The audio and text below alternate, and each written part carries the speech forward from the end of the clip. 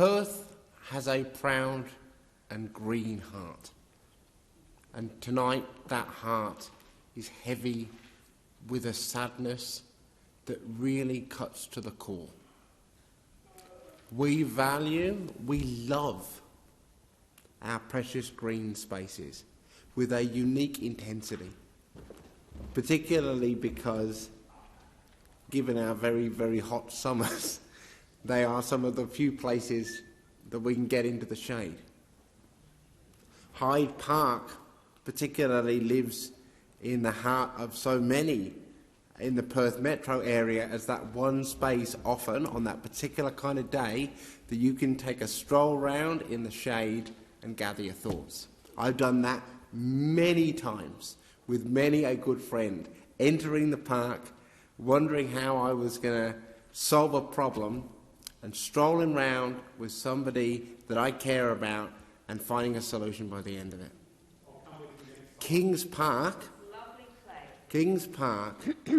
is, I will shamelessly and parochially say, one of the most beautiful places in Australia.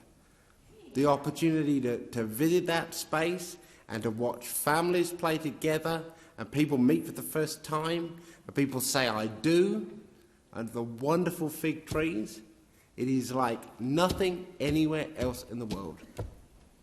And it's not just in those iconic spaces. If you think about anyone that's ever visited the Perth Zoo knows the experience of dodging beneath the trees there, wondering if you're going to be pooed on by a bird as you eat an ice cream, or taking the opportunity to take a stroll around Lake Claremont and just breathe for a moment.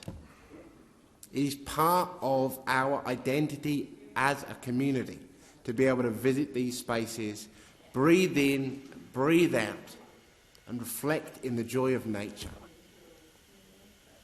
Now, I share this with the Senate tonight with a deep sadness because those spaces right now are sick. Those trees, the veins of those green spaces that hold them together are dying. Now, me as a green, when I hear that green space is under threat, my response is to ask the question, where is the dozer to jump in front of? When do we lock on? When do we build together the community campaign? And yet, in this instance, that's not possible because the threat to these trees, what's killing them, is not developers or greedy corporations. No, just this once. It is actually an invasive beetle species for which the only treatment is the complete and total removal of the trees.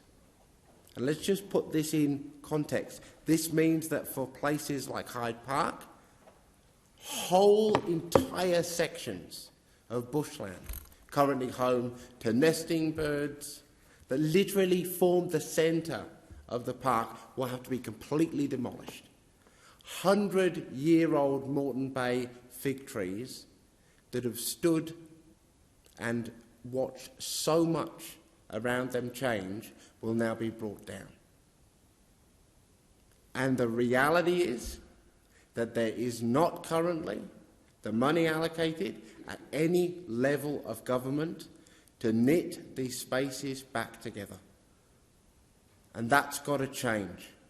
There needs to be urgent action from the federal government, supplying the funds to the City of Vincent and to the City of Perth to help these spaces and the communities that rely on them recover. We cannot allow these precious green spaces to simply be left empty, to fill with weeds and rubbish. Now, Labor has representatives at every level of government in these spaces, and they need to make a firm commitment and join with the Greens in making that commitment to provide the funding that is needed to restore these green spaces to their former glory.